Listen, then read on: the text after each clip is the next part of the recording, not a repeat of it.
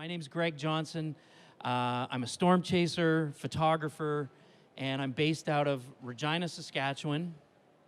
And I was just telling the Johns down here that, you know, coming to Toronto from a guy from Saskatchewan, right? Like, your traffic sucks, right? There's like 9 people in the town right where I'm from, so this is like it's a different world for me. It's my first time to ProFusion. A little bit humbled because my my photography technique is a little bit different, and I'm going to share with you how I approach photography, and it may not be what you're expecting. The essence of what I do is capturing what we refer to as the world's most extreme images. We try to get as close as we possibly can to the most dangerous winds on planet Earth. Our truck that you can see over in the Sony booth has been inside the largest tornado ever recorded on Earth. It happened on May 31st of 2013 in Oklahoma, and that's too close, okay? It turns out the photos that you get inside of a tornado are actually quite blurry. Like, they're blurry, they're not very good, and you're, you know, in the fetal position in the floor in the front seat holding the camera out the window. It's not good. It's not a good spot to be. Our goal is to get as close as we can, safely, and more importantly, and this is a very important distinction for anybody who's done media, photography, editorial, newspaper, that kind of thing. It's one thing to get the story, it's one thing to get the shot, but it's a much more important thing to get out to tell that story and to share those images. So what I'm going to do today is I'm going to take you through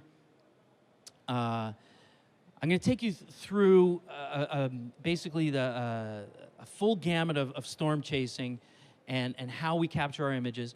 And I want you to interrupt me whenever you feel necessary, okay? I want this to be, if you have questions, feel free to throw them at me. I feel like all the people that left early are missing out, so we're going to give you guys the opportunity to ask any questions that you need. My background as a photographer, like a lot of people, I started in high school, newspaper and university, shot weddings when I was younger, and you know, I've got 4 kids of my own. I shot for the Hockey Hall of Fame for 10 years. And so I have a very vast variety, or eclectic variety of experiences when it comes to photography. But whether I'm shooting weddings, storms, my kids playing their own hockey games, or just hanging out in the park with my children, my goal is the same every time I pick the camera up out of the bag. And I think it's really the essence of what photography is for most people that take pictures, and that is that I want to tell a story. Every time I pick the camera up, it's about telling a story. For example, when I was shooting weddings, you know, we always try to tell stories with weddings. And this was a real moment in time. This was a bride and groom, had rented a nice old car. We did wedding photos. We came back to the car. We got a flat tire. Now, it's his wedding day. I'm not going to make the groom change his own tire on his wedding day. Now, whether you love the photo, hate the photo, or recognize that it's a setup, okay, this is a setup, but whether you love it or hate it, here's the thing, is that for this couple, this was a real moment in time. It's an actual moment, and I could tell by the reaction, everyone had a good chuckle over it. It's funny. We have an emotional connection to that photo, and I think that the best images in the world are the ones that give us they give us a laugh, they make us cry, they tell stories. Storytelling, to me, is paramount. How about this photo? If you're not laughing at this, you're wrong, okay? That's a 1-minute-old baby giving me the finger. That's my youngest daughter, Gabby, and I want you to imagine how much fun we're going to have at her wedding, right? That's good stuff, and that's for me the essence of photography. It's those moments. I took about 500 photos that morning. But I'm going to tell you, the world has only ever seen one shot. And the reason is because that's the one shot that really you have an emotional connection to. Outside of my wife and myself and maybe my parents, really nobody else cares about a photo of a baby. because it's just a photo of a baby. We can, we all have photos of babies. We all have seen photos of babies. But a baby giving the finger, that's good stuff, right? How about this one? It's got a different emotional connection. This is a small town in Nebraska in 2014, and that's an EF4 tornado. That's a tornado with wind speeds approaching 400 kilometers an hour. What you're seeing in this image is about 150 homes and 15 businesses flying up in the air. It's a different emotion, but it's an important and it's a compelling story. This isn't just some small town in Nebraska. It's actually the town of Pilger, Nebraska. I know that because I took the photo and I was there 300 yards away, and I watched people's lives changing in that very instant. We documented the stories of people who survived the tornado, how they recovered. We've been back several times to follow up on those stories. I met a guy this day, a guy by the name of Gene Willers. This guy's close to retirement. He runs the bank in town. And on that day, I want you to imagine this scene. He looks out the front door of the bank. Bank's on Main Street. Looks out the front door of the bank, and he sees this tornado with homes literally flying up in the air. He sees this tornado coming towards the bank. He's got 9 people, customers and employees in the bank. They have no storm shelter, no basement. So he makes this decision. I want you to imagine this decision as a human being. He takes those people, he opens up the vault door, he puts 9 people in the vault, but somebody's got to close and lock the door. So he stays out, closes and locks that door, and then tries to find somewhere to hide as the bank gets hit by the tornado. He survived. It's an amazing story. It's a compelling story, and images, for me, are what's important. Here's what you're going to hear from me today about technicality stuff. I don't even talk about it. I shoot JPEG. I shoot wide open apertures exclusively, 2.8 or better. I shoot high ISOs. If I zoom in on this really tight, it's actually got quite a lot of texture to it, a lot of grain. See how I use texture as a texture. This photo's got texture. But here's why I do that. A lot of times we're driving in that truck. The truck's driving 120 kilometers down the highway and 120 kilometers an hour. I'm shooting from the passenger window, and I'm trying to get sharp images that tell a story. No one cares about the fact that technically those images have texture, have grain, have noise, whatever you want to call it. Nobody cares about things like depth of field. One of my favorite photos I've ever taken is completely out of focus. Not completely, but it's out of focus. And I've realized over the years doing this that the images that stand out for people are not always the most technically proficient. But the moments are the ones that matter. I'm going to show you a quick video here of 15 minutes of storm chasing. I've compressed it into 1 minute, so it's a time-lapse type thing. It's shot with like just an action cam, like one of those action cams that you can mount on the dashboard of the car or on the windshield or whatever. It's mounted on the front of our production truck that's following us. That's our truck there. So our truck is the one that's in the video. Our production truck's following along. On the hood of the truck, we've mounted an action cam. And this video comes from that action cam. But what I want you to notice is when you see us get out of the vehicle and take pictures, my world exists in 6-second blocks. 6 seconds, maybe 10 seconds if I'm lucky. You got to get the shot. It's got to be exposed correctly. It's got to be in focus. Those things are paramount. But it's 6 seconds. And if you think about all the really good stuff that we get to shoot in life, your Uncle Bill, right? As he's walking into the church and he's supposed to bring all the flowers and he trips and he falls and flowers go everywhere. That's a short block. Your camera's got to be ready to go. The first kiss at a wedding. Your kid riding the bike for the first time without the training wheels. It doesn't matter. You don't have to be shooting storms, but all the really good stuff of life happens in these short window, these short blocks. And so I want you to get a sense of what shooting looks like in my world.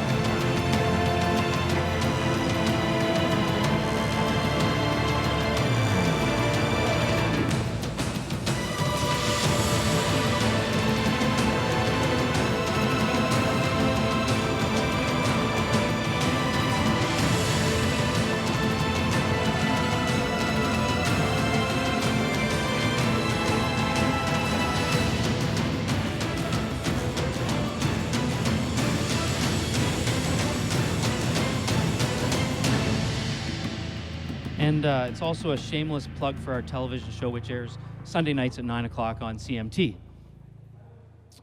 And I know you've all watched it.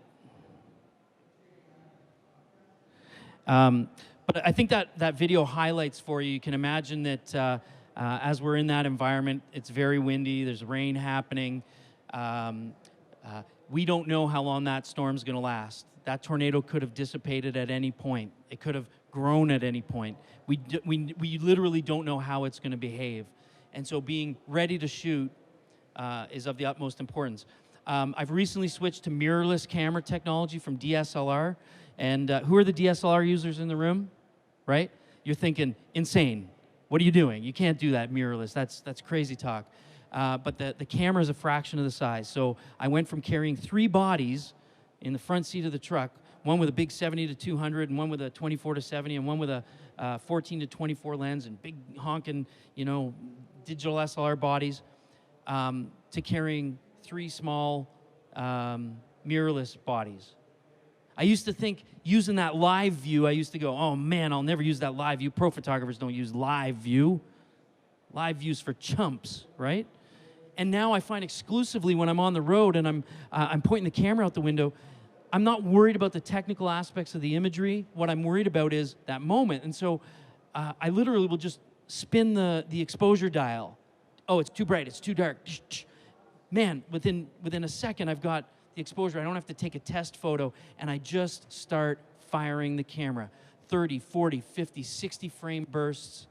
And I like to say, my favorite thing to say when I'm talking to people about my style or my technique of shooting, I like to say, I got the highest failure rate in the room. Because typically, at an end of the day like this, day after Pilger, I sold 1 photo. I sold 1 photo.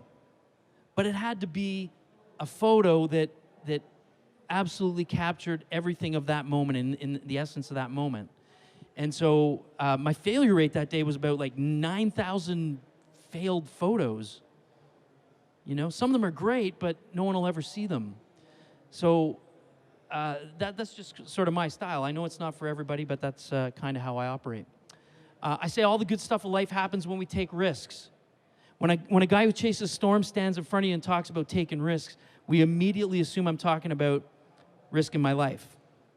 But I'm not. I'm talking about, the risk I took was switching from DSLR to mirrorless, because, pro photographers don't use mirrorless. What are you talking about? You can't do that.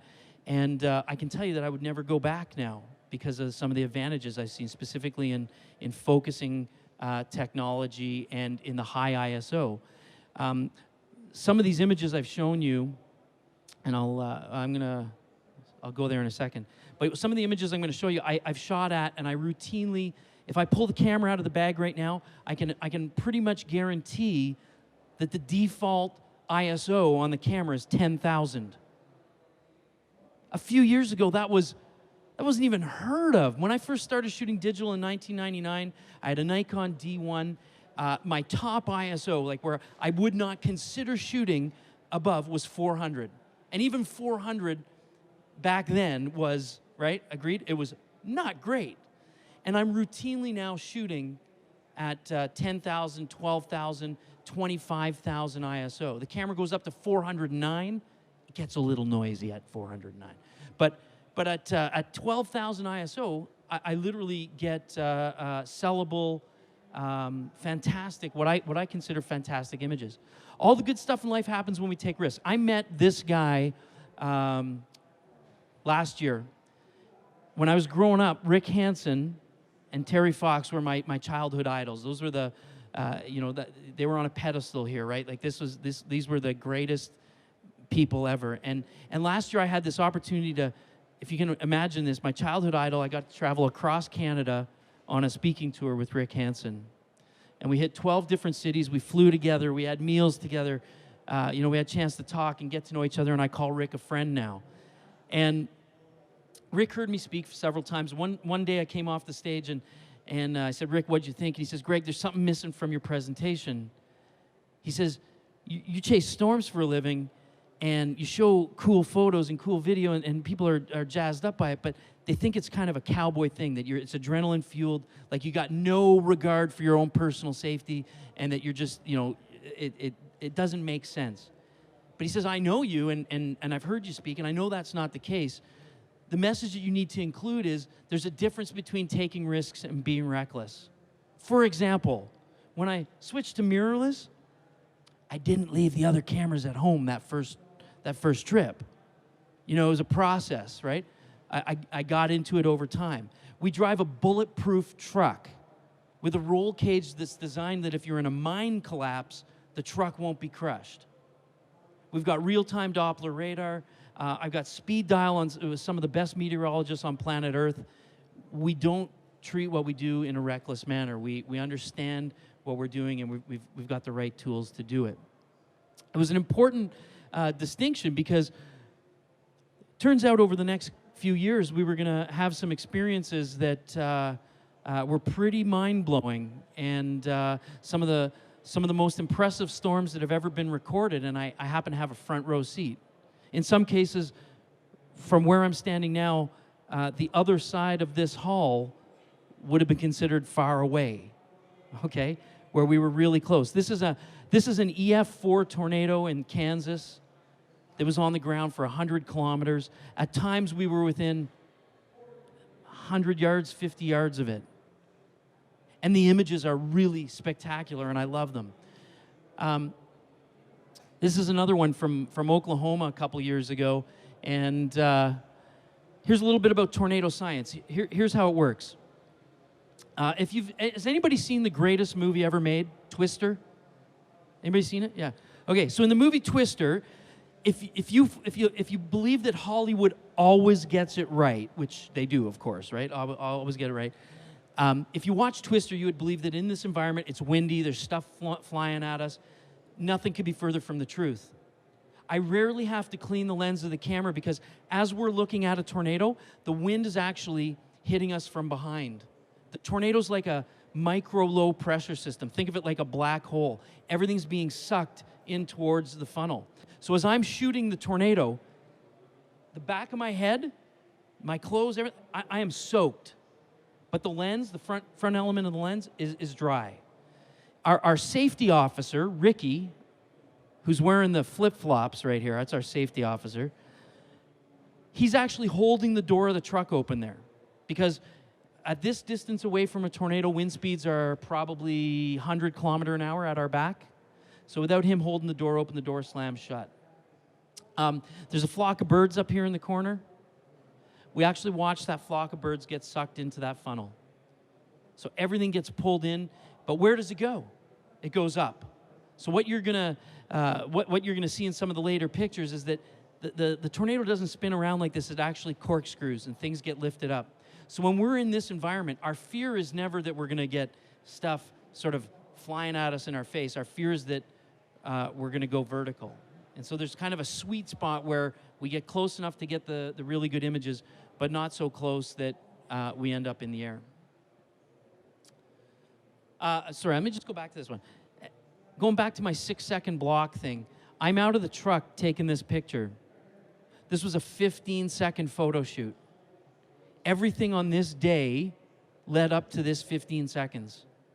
And I got shots in front of the truck, ran to the back of the truck so the image wasn't obscured by the goofy orange pumpkin truck.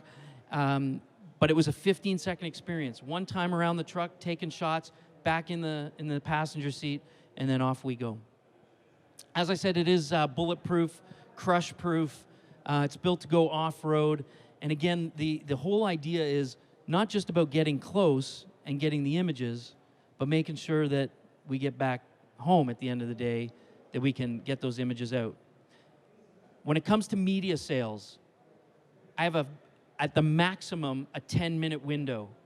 So we may still be chasing, I may still have a tornado on the ground, and I may still be shooting, but I'm downloading over here and uploading a selected image or selected images to my media broker, who is then marketing them while we're still on the chase. Why do I have a 10-minute window? Because y'all got cameras and y'all got iPhones and everybody does, and there's no such thing as exclusive content anymore. So the first person to market with good breaking news footage wins the game. And if that breaking news footage happens to come from an iPhone, they're going to buy it from the iPhone. If it happens to come from a really nice camera, they'll buy that. But the point is that first to market wins the game. You can see that we run in the truck. These are called cube cameras. These actually run to decks that are in the television production studio, which is housed underneath the back seat in the floor. We have point of view cameras on the dashboard as well, and then we're running action cams on the exterior of the truck. The whole truck is wired for audio, which means if I break wind in the truck, everybody hears it. There's cameras always pointing at us, so I learned the hard way about picking your nose when you're driving and stuff like that. You can't do it because somebody's going to make fun of you. It's a different world getting wired up every morning after you get dressed and then spending the whole day wired. It's kind of weird. My passion is storms. I love night shooting. I shoot a lot of stars and aurora, night storms, that kind of thing. Again, one of the real benefits of shooting at high ISOs in these environments is the ability to be able to have faster shutter speeds. So instead of doing long exposures, I often shoot faster shots, a faster frame rate, shorter time frames on the exposures, and that allows me to get remove what we call ghosting in images. So when you shoot lightning, if you have more than one lightning strike in a shot, the cloud is moved during that time in between lightning strikes, and the lightning actually is your light source. So it'll actually ghost the clouds, and it almost looks like bad Photoshop when you got multiple lightning strikes. So we tend to shoot at a faster frame rate, and we can only do that because of the higher ISOs. Here you can see the truck rigged up, lots of different cameras on the outside. The roll cage actually doubles as it's basically a giant camera rig. So depending on the day, we'll actually change the camera positions on the outside of the truck from scene to scene, or from shot to shot, or in the morning we'll set it up, and then in the afternoon we'll change it. And the reason is that the more dynamic range of shots you have, the more interesting and the more produced the television show looks. And so that becomes a big part of what we do. This is kind of my sweet spot, being underneath a storm, in the evening, and that's me down here shooting, getting a chance to get out in a field and watch a storm moving towards you. Honestly, there's no place I'd rather be on earth than underneath a thunderstorm. When I first started taking storm photos, it was an adrenaline-fueled passion. I really liked being in that environment. It was like a gambling addiction. Even if I caught a really great shot, I just kept putting chips down on the table, like I want to get another good one, right? I would hit the jackpot and then spend the next 4 days trying to hit another jackpot. And all of that kind of changed for us back in 2012. Up to that point, it was all about the photography passion and the drive to get that shot. But on this particular day, it was Canada Day, July 1st, 2012. We had a storm that was producing 200 lightning strikes every minute. It was just about 60 kilometers west of the city of Regina, where I live. And it was moving down Highway 1 towards Regina. And this was at 9 p.m. It was scheduled to hit capital city of Saskatchewan at 10 p.m.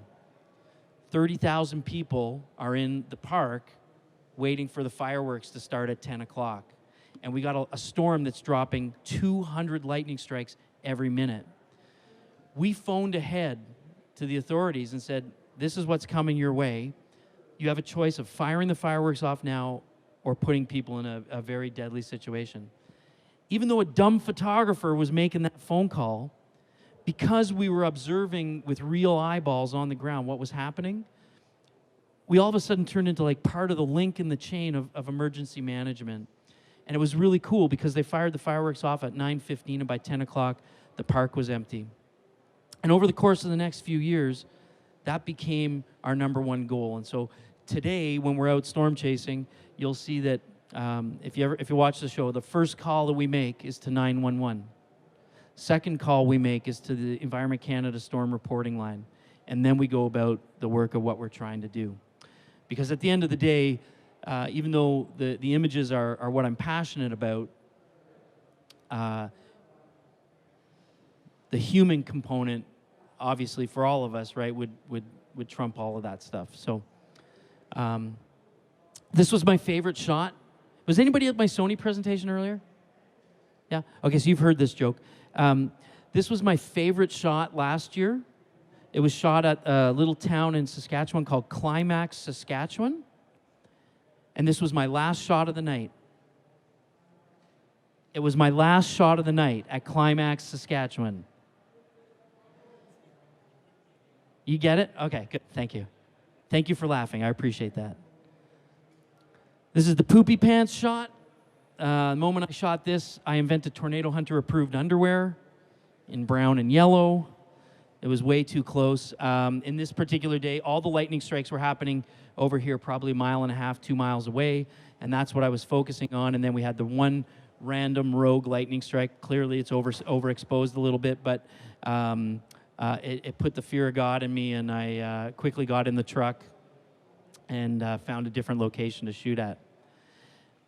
Let me explain to you. Okay, let me start this way.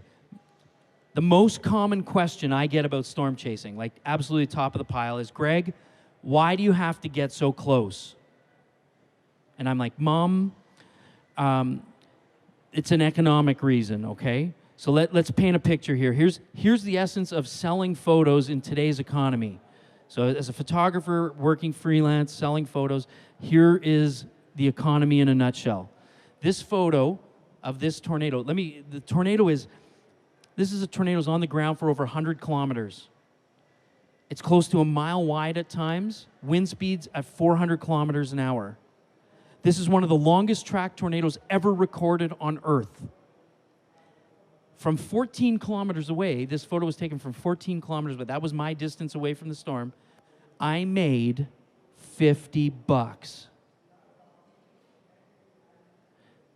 But about 10 minutes later, we're just about 500 yards away, and now you can actually see these heavy black areas is the earth being lifted off the ground. You can see debris flying around in the air, and you get a real sense now of the intensity of the storm. The video footage is what made us the most money from this, because at this distance you can actually see things flying around in the air. This is worth a few $1,000s. But about 20 seconds later, we're now within 100 yards of the storm, 150 yards. You can see the asphalt being ripped off the highway's surface. You can see individual trees flying around. You're thinking to yourself, who are these idiots right here? A photo like this makes our season. This pays for our year of storm chase season. A photo like this gets published in, around the world. And so the answer to my mom is an economic one. Mom, the reason we have to get closer is I got to pay the mortgage. She hates that answer, but it's true. I get asked about police. Greg, you guys must drive very, very fast. storms, driving away, getting away. You must drive really, really fast. Do you ever get, stopped by the cops? Yes, we do, but not for the reason that you think. This particular shot was at Buffalo, Oklahoma, and it was in 2011. And storm chasing is actually a really bad description of what we do. We actually don't chase after the storms. Rarely is that a good way to handle things. You end up in the rain. What we actually do is we position ourselves in front of the tornado, like this. And then as the tornado gets dangerously and uncomfortably close, we get in the truck, we reposition to a new vantage point, and then the tornado comes towards us, and then when it gets close enough again, we reposition. So it's kind of like a little game of leapfrog that we play with the storm.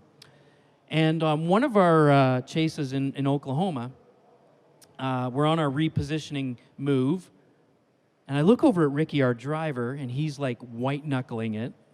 His face is like, and I'm like, dude, what is wrong? We're out of gas. And I'm like, how out of gas? He goes, like, we shouldn't be moving right now. I look at the GPS, and up in front of us, there's a little town, Buffalo, Oklahoma, just a few miles up the road. So we got there on fumes. We start pumping gas, and we do kind of like a NASCAR pit stop. So one guy gets out, starts pumping the gas. Second guy goes into the store for chips, pop, beef jerky, all the necessities of life. One guy gets to use the bathroom, and then one guy pays for the gas. And then, we do this. As we're finishing our pit stop, the tornado sirens in the town start going off, and everybody starts scattering. They have these public storm shelters in Oklahoma. So everyone in town starts going for the public storm shelter. We get in the car, and we are in the truck, and we start heading down the road. And as you can see, the tornado is right over top of the road. We get about 3 miles out of town, and the Cherries, Oklahoma State Troopers, pulling us over. So he comes up to the side of the truck, and I'm like, officer, you can't be pulling us over for speeding. There's a tornado on the ground. And he's like, I'm not pulling you over for speeding, but a truck matching your truck's description just stole gas in Buffalo. It was my job to pay for the gas, and with all the commotion, I forgot all about it. But here's how the relationship works. I gave that guy $50. He's like, I'm not worrying about this. I gave him $50. He took it, and he paid for our gas. He says he took and paid for our gas after his shift was over. But we get stopped all the time by law enforcement, and its reason is that that poor guy whose job it is to look after public safety, he's looking at his iPhone weather app just like anybody else, and he sees our truck, he sees our radar, and he just wants to know, what do I need to know about this storm? So we have this great relationship with law enforcement. 2015, the largest tornado in North America this year actually happened on the Canadian side of the border. It happened back in July. And we were down at the Arizona-Mexico border on a Saturday morning. We drove straight through to get, on a Monday, to get to Manitoba. And we show up in Manitoba. It's about 5 o'clock, 6 o'clock in the evening. And we got great storm in front of us, and tornado warning goes off. And we get out of the truck, and I'm taking some landscape shots. And I look above me, and my camera angle on this photo is straight above my head, and I'm like, guys, we're in the right spot. Like, it looks good here. And within a few minutes, that turned into a tornado on the ground. And over the course of the next 2 hours, the tornado was on the ground for 2 hours, and unfortunately ripped through half a dozen farmyards. It was a very low population area, which was fortunate. But we had to stop at a number of farmyards to make sure everybody was okay, and this is one of them you can see in the foreground. And at times, the tornado actually had multiple fingers dangling down. It was actually quite dark out. And one thing you're going to notice about the image is it does have some texture, right? Like, there is some grain to it. I'm shooting at 12,000 ISO. My goal here, remember, I'm shooting from a moving car, in this case, through the windshield, okay? So I don't want to miss that moment. And if I'm trying to technically manage the camera ISOs and apertures and the shutter speeds and all those kind of things, I'm going to miss that shot every time. So the methodology for me is 12,800 ISO, f2.8, I'm probably 500th of a second, I'm guessing, shutter speed, and then I'm firing bursts through the windshield A lot of frames with the windshield wipers got caught in it, but the goal is to get one shot which captures the essence of that moment.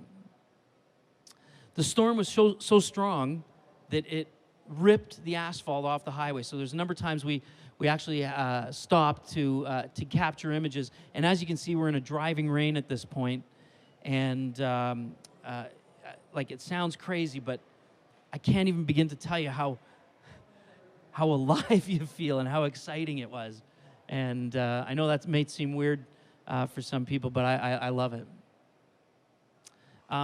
In 2014, I had a moment that every photographer who's ever picked up a camera dreams of, right? Like, every photographer who's ever dreamed about getting a shot that no one else on Earth can get. And I had that experience. Never before on Earth has it been witnessed 2 EF4 tornadoes on the ground at the same time right beside each other.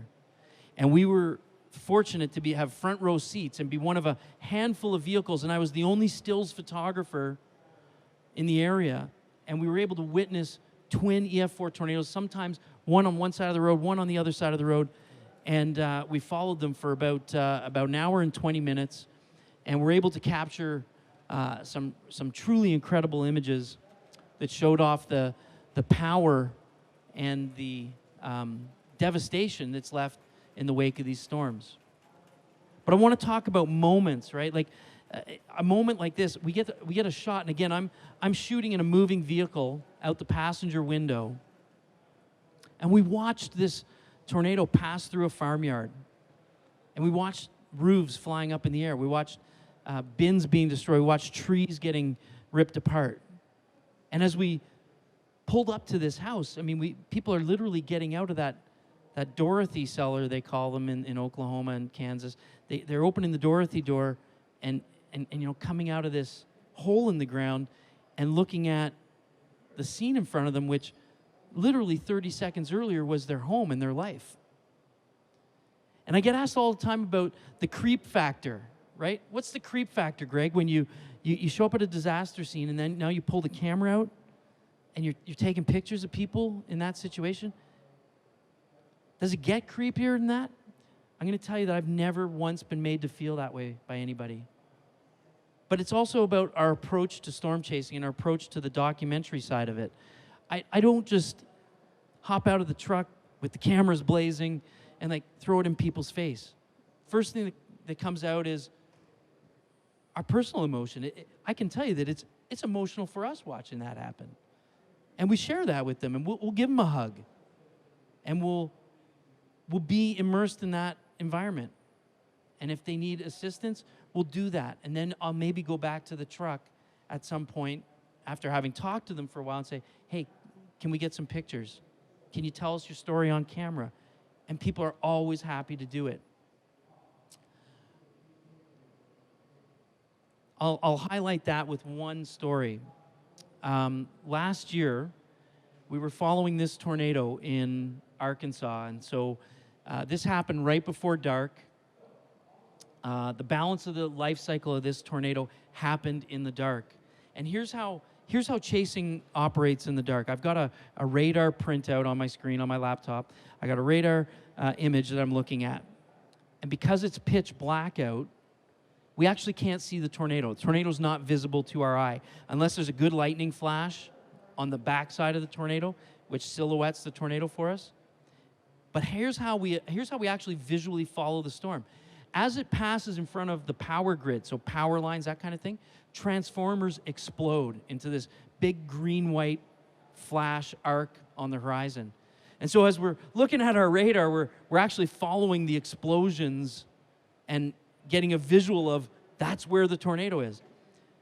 So we're doing this in Arkansas this night, and I'm following the storm, and I'm looking at the radar, and it's about to hit 3 towns. There's a northeast road, and there's 3 towns along there, and the tornado's going right along the path to hit these 3 towns. We showed up at the third of 3 towns about 5 minutes after the tornado had hit. And what you're seeing here, these are brick walls. These were well-built brick homes. These aren't wood homes. These are brand new brick homes. And when we showed up into this east side of this town, the only lights that were visible, because all the power's out, the only lights that are visible are the lights from our truck. And not to make light of this, but it was like a zombie apocalypse. The only lights that were visible are the lights from our truck. So if you needed assistance, if you were injured, where would you go? You would go to the lights. And so we parked the truck. We pull out our first aid kit. We have a little trauma kit that we pull out. We set up a little triage station, and literally out of the darkness, there's people covered head to toe in mud. Some of them, their clothes have been ripped off. A lot of injuries. People are crying. It's a terrifying moment. We did first aid for about an hour, and then we went out and we did search and rescue. The cameras are still in the truck.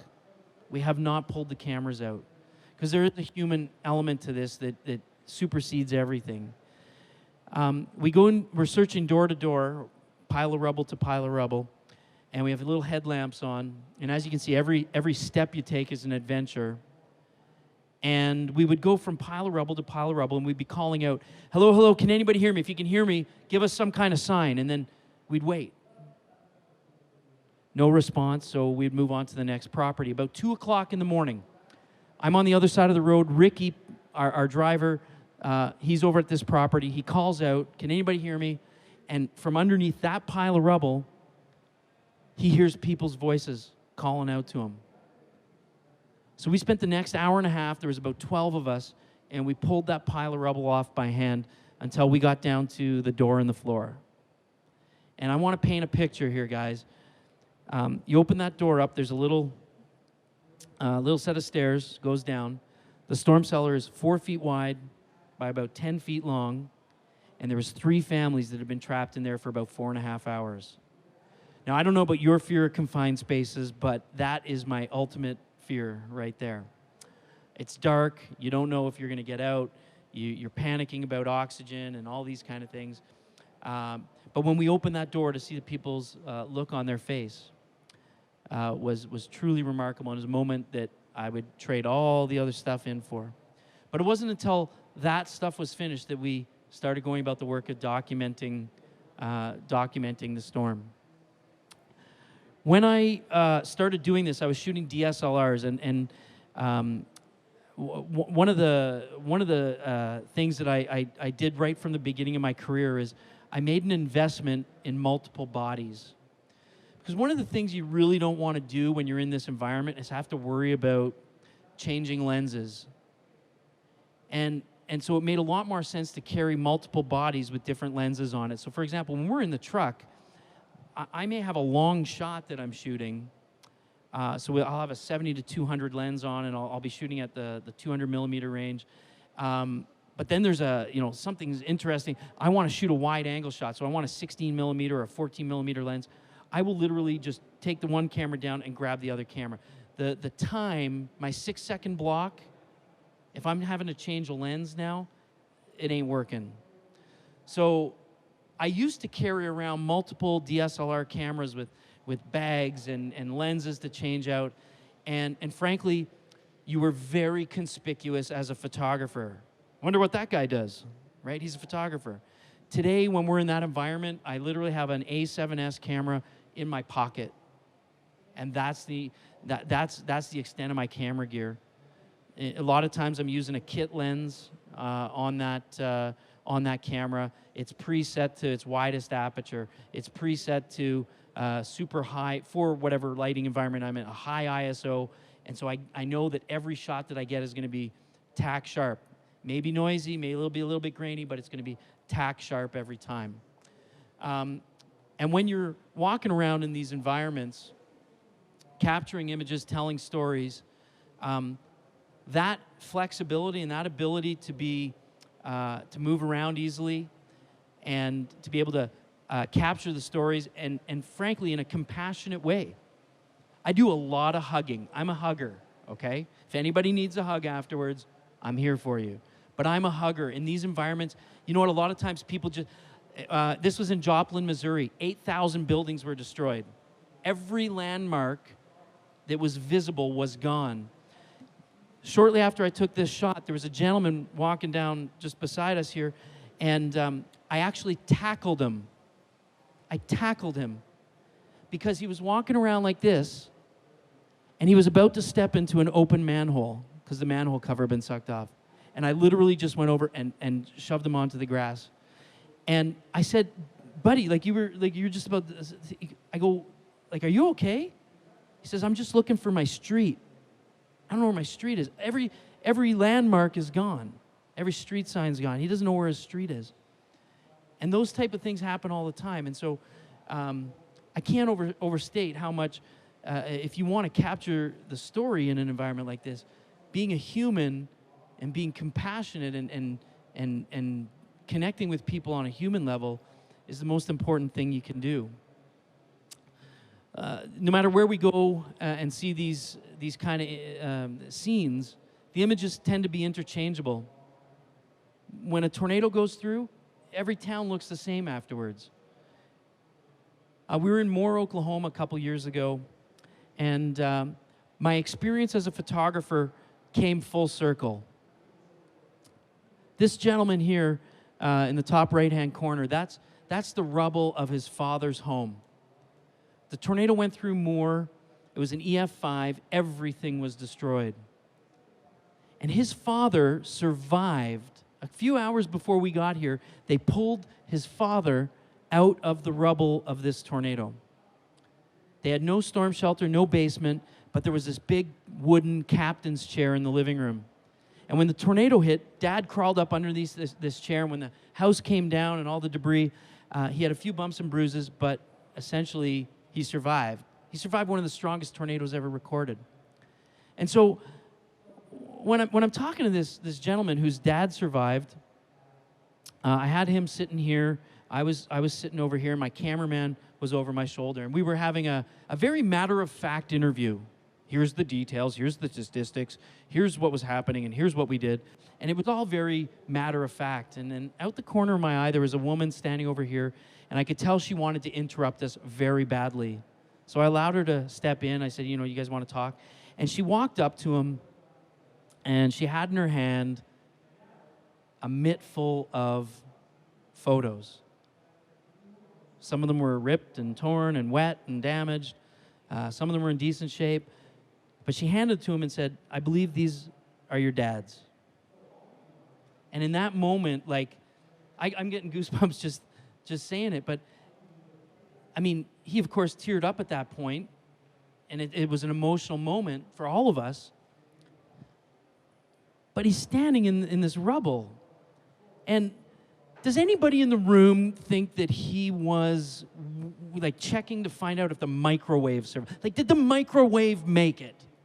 Was he concerned about the microwave or the big screen TV that they got? Or man, I hope the bed frame, you know, hopefully I can salvage the bed frame. What was he looking for? He was looking for the memories. He was looking for the photos. That's exactly right. He was looking for the photos. And you know, during the course of that day, and we spent the whole day there, I come from a farming community, and farmers are notorious for this. Here's what people would do as we were wandering around interviewing people, taking our pictures. They were doing a farmer thing, and farmers do this. Here's what farmers do. How big was the hail at your house? Oh, we got nickel-size hail. That ain't nothing. We had quarter-size hail. Oh, that ain't nothing. We had golf ball-size hail. We would have people, we'd be interviewing somebody, and that's what their house looked like, and a guy would come up and go, you got to come and take pictures over here. That ain't nothing. You should see what happened at our house. And the reality is people want to have their stories told. They're happy to share them.